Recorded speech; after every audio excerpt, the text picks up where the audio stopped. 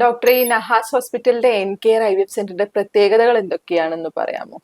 ഞങ്ങളുടെ എൻകെയർ IVF സെന്ററിന്റെ lab തന്നെ പ്രത്യേകതയാണ്. എന്ന് പറഞ്ഞാൽ ലേറ്റസ്റ്റ് ആയിട്ടുള്ള കൂപ്പർ സർജിക്കൽസിന്റെ, ഡെൻമാർക്ക് ബേസ്ഡ് ആയിട്ടുള്ള കൂപ്പർ സർജിക്കൽസിന്റെ മെഷീനറീസ് ആണ് കംപ്ലീറ്റ് ഇൻസ്റ്റാൾ ചെയ്തിട്ടുള്ളത്. അതുകൂടാതെ പിന്നെ വോളാണെങ്കിൽ നമ്മൾ ബയോക്ലാഡ്, ആൻറ്റി ബാക്ടീരിയൽ റിപ്പലൻ്റ് ആയിട്ടുള്ള ബയോക്ലാഡ് എന്ന് പറഞ്ഞിട്ടുള്ള മെറ്റീരിയൽ ഉപയോഗിച്ചിട്ടാണ് ചെയ്തിട്ടുള്ളത്. ഫ്ലോറ് വിനൈൽ ഫ്ലോറും ആണ് ചെയ്തിട്ടുള്ളത്.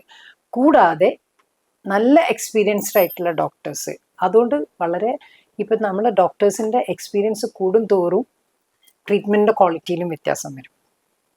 അതൊക്കെ ഇതിനെ ബാധിക്കും. അതുപോലെ സ്റ്റാഫുകളും വളരെ വെൽ ട്രെയിൻഡ് ആയിട്ടുള്ള സ്റ്റാഫുകളാണ്. എംബ്രിയോളജിസ്റ്റും സ്കിൽഡ് ആയിട്ടുള്ള എംബ്രിയോളജിസ്റ്റാണ് ഉള്ളത്. ഇതൊക്കെ എന്താ പ്രത്യേകത എന്ന് പറഞ്ഞാൽ സക്സസ് റേറ്റ് കൂട്ടും. നമുക്ക് എന്താണ് IVF ട്രീറ്റ്മെൻറ്റിൽ കൂടുതലായിട്ട് കാശ് ചിലവാക്കുന്ന ഒരു ട്രീറ്റ്മെൻറ്റാണ്. അപ്പം അതിന് സക്സസ് റേറ്റ് ആണ് വളരെ ഇമ്പോർട്ടൻ്റ് ആയിട്ടുള്ളത്. അപ്പം നമുക്കിങ്ങനെ ഇങ്ങനെ ഈ നല്ല സ്റ്റാഫുകളും നല്ല ഡോക്ടേഴ്സും നല്ല ലാബും ഒക്കെ ആകുമ്പം IVFൻ്റെ സക്സസ് റേറ്റ് വളരെയധികം കൂടാനുള്ള സാധ്യതയുണ്ട്. ഈ സക്സസ് റേറ്റ് കൂടാനുള്ള സാധ്യത എന്ന് പറഞ്ഞു കഴിഞ്ഞാൽ ആഗോളാന്തരമായിട്ട് തന്നെ 40% സക്സസ് പറയുന്നത്. അപ്പം ആ ഒരു കുഞ്ഞുങ്ങളായിട്ട് വീട്ടിൽ പോകുന്നതാണ്. ഇപ്പം നമ്മൾ ചിലപ്പം IVF ചെയ്യുമ്പോൾ ഒരു 10 പേര് ചെയ്താൽ 7 പേര് 8 പേരൊക്കെ പോസിറ്റീവ് ആവാം. പക്ഷേ കുഞ്ഞുമായിട്ട് വീട്ടിൽ പോകുന്നത് 40% ആൾക്കാരാണ്. അതിൽ ചിലർ അബോർഷൻ ആവാം, ചിലർ നേരത്തെ പ്രസവിക്കുക. അപ്പം ഈ സക്സസ് റേറ്റ് കൂട്ടാനാണ് നമ്മൾ ശ്രമിക്കേണ്ടത്, ഞങ്ങളിവിടെ ചെയ്യുന്നത്. ഡോക്ടർ, നമ്മൾ എപ്പോഴായി ചികിത്സ തേടേണ്ടത്, IVF ചികിത്സയിലേക്ക് വരേണ്ടത്? സാധാരണ രീതിയിൽ നമ്മൾ ഇൻഫെർട്ടിലിറ്റി ട്രീറ്റ്മെന്റിന് തന്നെ വരേണ്ടത് ഒരു 1.5 years ഒന്നിച്ച് നിന്ന്, പ്രായം അനുസരിച്ചിട്ടാണ്. 30 വയസ്സിന് താഴെയാണെങ്കിൽ 1.5 years ഇടതടവില്ലാതെ ബന്ധപ്പെട്ട് ഗർഭം ധരിച്ചിട്ടില്ലെങ്കിലാണ് നമ്മൾ ട്രീറ്റ്മെന്റിന് ഇറങ്ങേണ്ടത്. ഇപ്പം ഈ പല ട്രീറ്റ്മെന്റുകളുണ്ട്. ടാബ്ലറ്റ് കഴിച്ചിട്ടുണ്ട്, ഇഞ്ചെക്ഷൻസ് ഉണ്ട്, ട്യൂബ് ടെസ്റ്റ് ഉണ്ട്, ലാപ്രോസ്കോപ്പി ഉണ്ട്, IUI ചികിത്സകളുണ്ട്. ഇതെല്ലാം ചെയ്തിട്ടും ഫലപ്രദമായിട്ടില്ലെങ്കിലാണ് IVF ട്രീറ്റ്മെന്റിലേക്ക് പോകേണ്ടത്. ഇനി പിന്നെ ചില ആളുകൾക്ക് ഇതൊന്നും ചെയ്യണമെന്നില്ല, അല്ലാതെ തന്നെ ചിലപ്പോൾ നമുക്ക് നേരത്തെ കണ്ടുപിടിക്കാം. കാരണം പുരുഷന്റെ ബീജത്തിനുള്ള ഇഷ്യൂസ് ആവാം, സ്ത്രീകൾക്ക് എഗ്ഗിനുള്ള പ്രശ്നങ്ങളാവാം, എൻഡോമെട്രിയോസിസ് ആവാം, ട്യൂബിന് ബ്ലോക്ക് ആവാം. ഇങ്ങനെ കുറേ കാര്യങ്ങളുണ്ട്. ലൈംഗിക ബന്ധത്തിൽ ഏർപ്പെടുമ്പോഴുള്ള പ്രശ്നങ്ങൾ വരാം.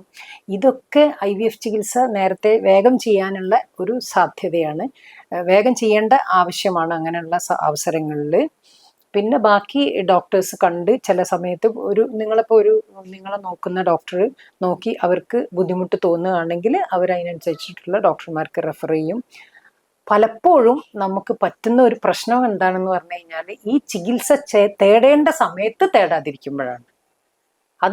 അതാത് സമയങ്ങളിൽ ചെയ്യും. ഞാൻ പലപ്പോഴും കാണാറുണ്ട് 40 വയസ്സ് കഴിഞ്ഞിട്ടൊക്കെയാണ് അധികം ആൾക്കാർ, സ്ത്രീകളുടെ പ്രായം 40 വയസ്സ് കഴിഞ്ഞിട്ടൊക്കെയാണ് ചികിത്സയ്ക്ക് വരാറ്.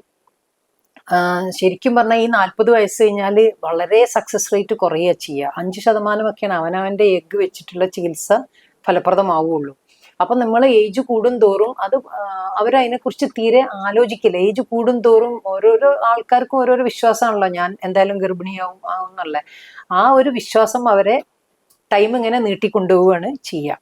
അതുപോലെ പുരുഷന്മാരുടെ പ്രായം 55 വയസ്സിന്റെ ഉള്ളിലും. ഇപ്പൊ നമ്മൾ ഇവിടെ കാണുന്ന ഒരു പ്രവണത എന്താന്ന് പറഞ്ഞു കഴിഞ്ഞാൽ പുരുഷന്മാർക്കായിരിക്കും ബീജത്തിന്റെ പ്രശ്നം. അത് ചിലപ്പോൾ നേരത്തെ കണ്ടുപിടിച്ചിട്ടുണ്ടാവും. എന്നാലും ഇവരെന്ത് ചെയ്യും, ഇതിങ്ങനെ നീട്ടി ആയിക്കോളും നോക്കുക. അവർ കുറേ ഡോക്ടർ ഷോപ്പിംഗ് തന്നെ പറയാം. പല ഡോക്ടർമാരെ കണ്ട് മെഡിസിൻസ് കഴിച്ച് ഫലപ്രദമൊന്നും ആയിട്ടില്ലെങ്കിൽ അവരൊരു ഭാര്യമാർക്ക് 35 വയസ്സൊക്കെ കഴിഞ്ഞ് ചികിത്സക്ക് ഇറങ്ങും.